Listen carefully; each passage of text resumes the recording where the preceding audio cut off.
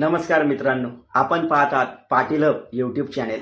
मित्रांनो, शिक्षक आणि शिक्षकेतर कर्मचाऱ्यांसाठी 6 ऑगस्ट 2026 रोजी महाराष्ट्र शासनाच्या शालेय शिक्षण विभागाने एक अत्यंत महत्त्वाचा निर्णय जारी केलेला आहे. या शासन निर्णयामुळे विशेषतः खाजगी अनुदानित, विना अनुदानित आणि अंशतः अनुदानित शाळांमधील शिक्षक व शिक्षकेतर कर्मचारी यांच्या तक्रारी आणि त्यावरील अपील प्रक्रियेला एक महत्त्वाची दिशा मिळणार आहे. या जी मध्ये नेमकं काय निर्णय घेण्यात आला आहे, कोणत्या प्रकारच्या तक्रारी आता राज्यस्तरीय समितीसमोर नेता येणार आहे आणि सर्वात महत्त्वाचे म्हणजे तक्रार निवारण समितीच्या निर्णयाविरुद्ध दाद मागण्यासाठी किती दिवसांची मुदत आहे. चला संपूर्ण निर्णय अगदी सोप्या भाषेत समजून घेऊया. आपण बाजूच्या स्क्रीनवर तो पाहू शकतोय. मित्रांनो, हा शासन निर्णय क्रमांक तक्रार 2026/प्र/क/72 TNT 4 आणि त्याची तारीख आहे 6 ऑगस्ट 2026.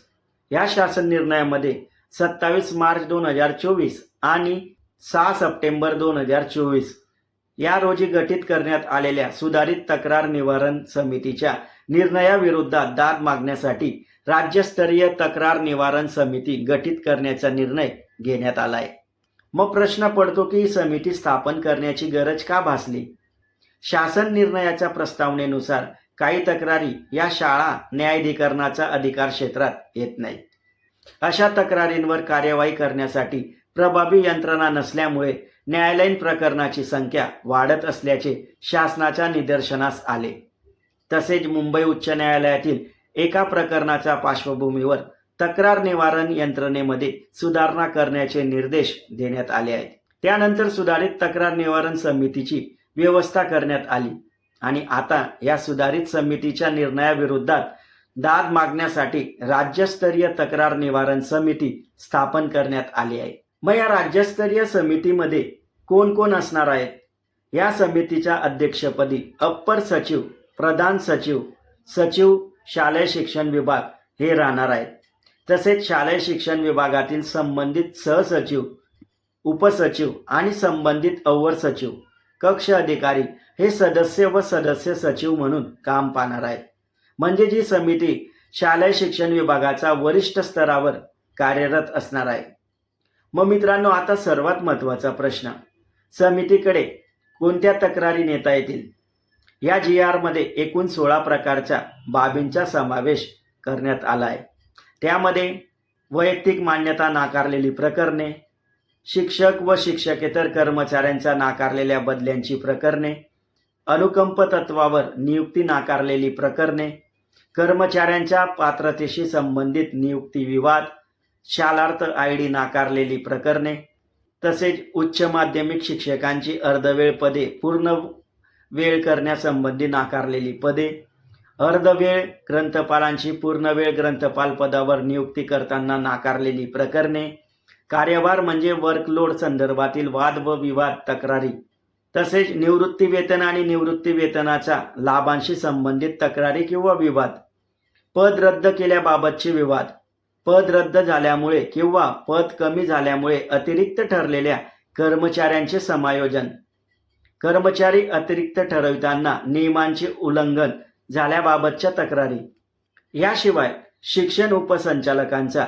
अधिकार क्षेत्रातील सेवाखंड क्षमामापन नाकारण्याच्या आदेशाविरुद्ध तक्रारी, महाराष्ट्र खाजगी शाळांमधील कर्मचारी सेवा शर्ती विनिमय अधिनियम 1977 मधील कलम 9 अंतर्गत समाविष्ट न होणाऱ्या बाबींवरील क्षेत्रीय अधिकाऱ्यांच्या निर्णयाविरुद्ध प्रकरणे आणि आता आयुक्त शिक्षण यांनी वरील बाबींमध्ये दिलेल्या निर्णयाविरुद्धची प्रकरणे याचाही समावेश करण्यात आला आहे.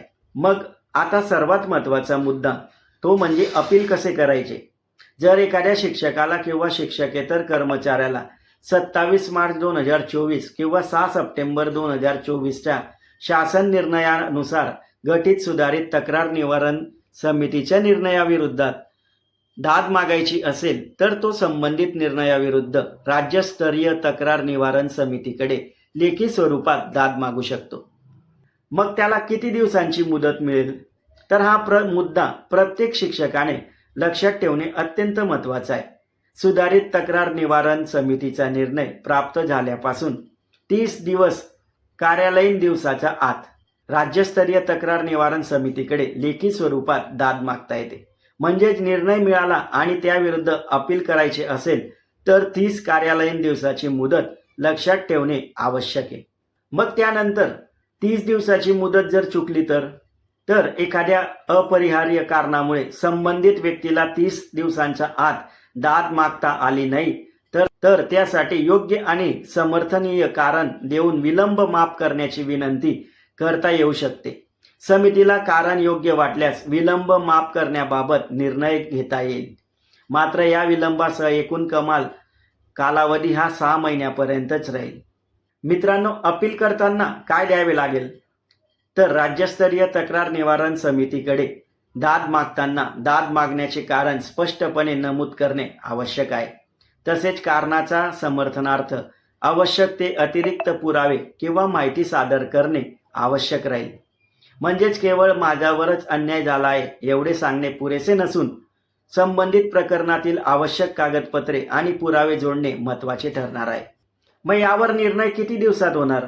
राज्यस्तरीय तक्रार निवारण समिती दोन्ही पक्षांना आपले म्हणणे मांडण्याची वाजवी संधी देईल. त्यानंतर तक्रार दाखल झाल्याच्या दिवसापासून 6 महिन्याच्या आत सुनावणी होऊन कारण मीमांसासह निर्णय देण्याची तरतूद या GR मध्ये करण्यात आली आहे. निर्णय घेताना शासनाचे धोरण, संबंधित कायदा, अधिसूचना, शासन निर्णय, परिपत्रके, आदेश आणि विषयांशी संबंधित न्यायनिवाडे यांचा विचार करणे आवश्यक राहणार आहे. मित्रांनो, आणखी अत्यंत महत्त्वाची बाब म्हणजे या राज्यस्तरीय तक्रार निवारण समितीचा निर्णय अंतिम असेल आणि सर्व पक्षकारांवर बंधनकारक राहील. मग आता महत्त्वाचा प्रश्न म्हणजे निर्णय अंमलबजावणी कोण करणार? तर समितीने दिलेल्या निर्णयानुसार आवश्यक कारवाई करण्याची आणि समितीने निर्देशित केलेल्या उपाययोजनांची त्वरित व प्रभावी अंमलबजावणी करण्याची जबाबदारी आयुक्त शिक्षण यांची राहणार आहे. तसेच संबंधित अधिकाऱ्यांनी सुधारित तक्रार निवारण समितीच्या निर्णयाची विहित मुदतीत अंमलबजावणी करणे आवश्यक आहे. अधिकाऱ्यांनी त्यानुसार कार्यवाही केली नाही तर त्याच्या विरुद्ध योग्य कारवाईची शिफारस करण्याची तरतूद करण्यात आली आहे. शाळा व्यवस्थापनाने देखील या निर्णयाची अंमलबजावणी करण्यास विलंब किंवा टाळाटाळ केली असे आढळल्यास संबंधित कायदे व नियमानुसार कारवाई केली जाऊ शकते. मग मित्रांनो, शिक्षकांसाठी या GR याचा नेमका अर्थ काय? तर थोडक्यात सांगायचे झाले तर जर एखाद्या शिक्षक किंवा शिक्षकेतर कर्मचाऱ्यांच्या बाबतीत वैयक्तिक मान्यता, बदली, अनुकंप नियुक्ती, शालार्थ ID, वेतन श्रेणी, वेतन वाढ, वर्कलोड, निवृत्ती वेतन, पद रद्द होणे, अतिरिक्त कर्मचारी समायोजन अशा विषयांवर तक्रार निर्माण झाली आणि सुधारित तक्रार निवारण समितीने त्यावर निर्णय दिला तर त्या निर्णयाविरुद्ध ठराविक अटीचा अधीन राहून राज्यस्तरीय तक्रार निवारण समितीकडे दाद मागण्याची व्यवस्था आता करण्यात आली आहे. आणि यासाठी सर्वात महत्त्वाची गोष्ट म्हणजे निर्णय मिळाल्यापासून 30 कार्यालयीन दिवसाची मुदत ही देण्यात आली आहे. मित्रांनो, हा शासन निर्णय 6 ऑगस्ट 2026 रोजी जारी करण्यात आला आहे. शासनाच्या अधिकृत संकेतस्थळावर हा GR उपलब्ध असून त्याचा संकेतांक नंबर मी आपल्या समोर स्क्रीनवर देत आहे. मित्रांनो, हा शासन निर्णय विशेषतः खाजगी अनुदानित, विना अनुदानित, अंशतः अनुदानित शाळांमधील शिक्षक व शिक्षकेतर कर्मचाऱ्यांसाठी महत्त्वाचा आहे.